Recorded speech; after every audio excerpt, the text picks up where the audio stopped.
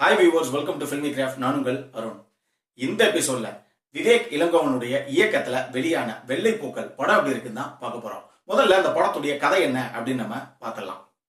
Retired police ஆபீசரான படத்துடைய கதாநாயகன் அமெரிக்கால இருக்கிற தன்னுடைய மகன் வீட்டுல போய் ஒரு தருணத்துல தங்குறார்.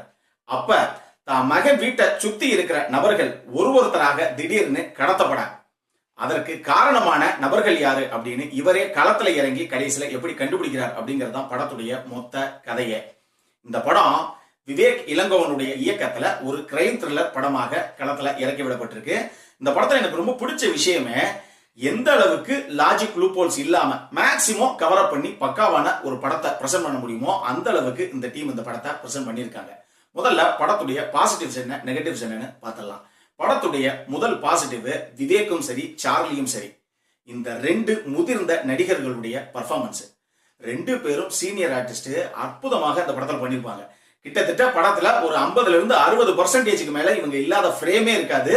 ரெண்டு பேருமே கொடுத்த கேரக்டரை அந்த அளவுக்கு உணர்ந்து அற்புதமாக நடிச்சிருப்பாங்க. ரெண்டாவது பாசிட்டிவ், விவேக் இளங்கோவனுடைய டைரக்ஷன். ஆக்சுவலி ஒரு கிரைம் இன்வெஸ்டிகேஷன் த்ரில்லர் லாஜிக் லூப்போல்ஸே இல்லாம எப்படி பண்றது அப்படிங்கறத இந்த படத்தை பார்த்து கத்துக்கலாம். உண்மையாக அவ்வளவு சூப்பராக நேர்த்தியாக ஒரு படத்தை அவர் பிரசன்ட் பண்ணியிருக்காரு. படத்துடைய மூணாவது பாசிட்டிவ், ஜெரால்ட் பீட்டருடைய சினிமோட்டோகிராஃபி. இந்த படம் கிட்டத்தட்ட டைட்டில் கார்டை தவிர மீதி மொத்த காட்சிகளுமே அமெரிக்கால தான் இவங்க படமாக்கியிருக்காங்க. அந்த காரணத்தினாலேயே படம் பார்க்கறதுக்கு ஒரு ஹாலிவுட் படம் மாதிரி அவ்வளவு ஃப்ரெஷ்ஷா அவ்வளவு சூப்பராக இருக்கு சினிமோட்டோகிராஃபி. படம் ஃபுல்லாகவே எந்த அளவுக்கு நேர்த்தியாக காட்சிகளை கேப்சர் பண்ணணுமோ அந்த அளவுக்கு சூப்பரா பண்ணிருக்காங்க. முக்கியமா முதல்ல ஒரு அடர்ந்த காடு, அதுல ஒரு எஸ்பெண்ட் மாதிரி ஒரு ரோட ஒரு டிரான் ஷாட்டை கேப்சர் பண்ணிருப்பாங்க. அதே மாதிரி ஒரு சின்னிய ஒரு லோ ஆங்கிள் ஷாட் ஒன்று வச்சிருப்பாங்க. ரெண்டுமே அற்புதமான ஷாட்ஸ். சோ கேமரா ஒர்க்கு இந்த படத்திற்கு மிகப்பெரிய பலம். நாலாவது, இந்த படத்துடைய மியூசிக். ராம்கோபால் கிருஷ்ணராஜு தான் இந்த படத்துடைய மியூசிக் பண்ணியிருக்காரு. ஆக்சுவலி படத்துல ஒரு பாட்டு தான் நினைக்கிறேன், பட் அந்த பாட்டை விடுங்களேன்.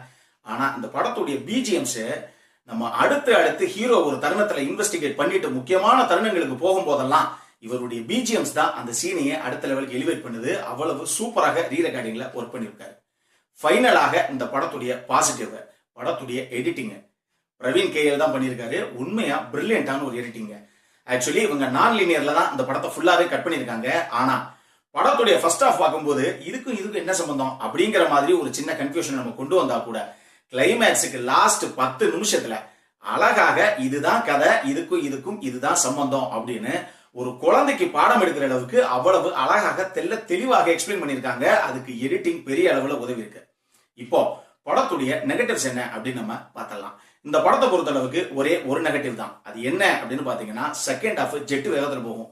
ஃபர்ஸ்ட் ஹாஃப் பொறுத்த அளவுக்கு ஆக்சுவலி ஒரு கிரைம் இன்வெஸ்டிகேஷன் த்ரில்லர்னா வர்ற வியூவர்ஸ் எதை எதிர்பார்ப்பாங்களோ அந்த மாதிரி படத்துடைய ஃபர்ஸ்ட் ஃப்ரேமே ஒரு கிரைம் சீன், அதை இப்படி நம்ம ஹீரோ இன்வெஸ்டிகேட் பண்றார் அப்படிங்கிற ஒரு ஷாட் தான். ஆனா அப்படி ஒரு ஜர்க்கு கொடுத்து படத்தை ஆரம்பிச்சுட்டு அடுத்து இவர் அமெரிக்காவுக்கு தன்னுடைய மகன் வீட்டுக்கு போய் அங்க இவர் கொஞ்சம் செட்டில் ஆகணும் இல்லையா, அதுக்கப்புறம் தான் அங்க நடக்கிற சில கடத்தல்கள் இந்த மாதிரி விஷயங்கள் ஆரம்பிக்குது.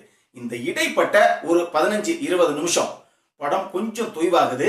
அந்த காரணம் அது ஒரே ஒரு விஷயம் தான். அதை தவிர ஒன்ஸ் கரெக்டா அந்த இடம் செட் ஆயிருச்சு நமக்கு அப்படின்னா அங்க இருந்து படம் ஜெட்டு வேகத்துல போது கிளைமேக்ஸ் வரைக்கும்.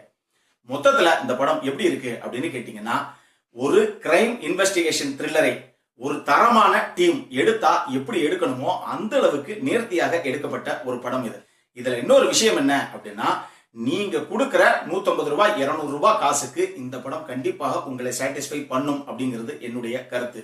அதனால எல்லாரும் ஃபேமிலியோட போய் தாராளமாக இந்த படத்தை தியேட்டர்ல ஒரு தடவை பார்த்து ரசிக்கலாம். இந்த படத்துக்கு ஃபில்மி கிராஃப்ட் கொடுக்கக்கூடிய ரேட்டிங் 8/10. இந்த வீடியோ பிடிச்சிருந்ததுன்னா லைக் பண்ணுங்க, ரொம்ப பிடிச்சிருந்ததுன்னா உங்க ஃப்ரெண்ட்ஸ் எல்லாத்துக்கும் ஷேர் பண்ணுங்க. உங்களுடைய கருத்துக்கள் ஏதாவது இருந்தது அப்படின்னா கீழே இருக்க கமெண்ட் செக்ஷன்ல எங்களுக்கு தெரிவிங்க.